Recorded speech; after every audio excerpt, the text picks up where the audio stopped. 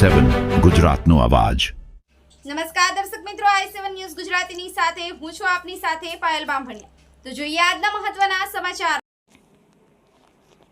ગોવિંદગુરુ લીંબડી તાલુકાના કાળીમોડી ગામે સરપંચ સહિતના ત્રણ ઇસમો સામે ધારિયા ઉછળ્યાનો ગંભીર આરોપ।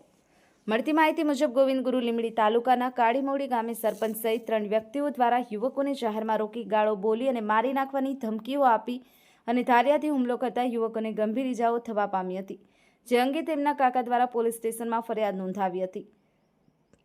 મળતી માહિતી મુજબ કાળીમોડી ગામના રંગજીભાઈ જ્યોતિભાઈ નીનામા ઉંમર વર્ષ 65ના જણાવ્યા મુજબ તારીખ 11/2/2026ના રોજ સાંજના 9 સમયમાં ગામના સરપંચ રોહિતભાઈ પ્રતાપભાઈ નીનામા ઘર પાસે બૂમાબૂમનો અવાજ સાંભળતા તેઓ તથા કુટુંબીજનો ઘટના સ્થળે પહોંચી ગયા હતા।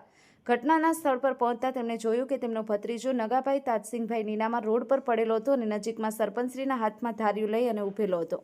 તેમની સાથે પ્રતાપભાઈ પુરાભાઈ નીનામા તથા સંજયભાઈ મુકેશભાઈ નીનામા પણ હાજર હતા। આ અંગે આરોપી સરપંચ શ્રી રોહિતભાઈ પ્રતાપભાઈ નીનામા સહિત ત્રણ ઇસમો સામે ગુનો દાખલ કરી કાયદેસરની કાર્યવાહી હાથ ધરવા પોલીસ સ્ટેશનમાં ફરિયાદ નોંધાવી અને કાયદેસરની કાર્યવાહી કરવા રજૂઆત કરવામાં આવી છે।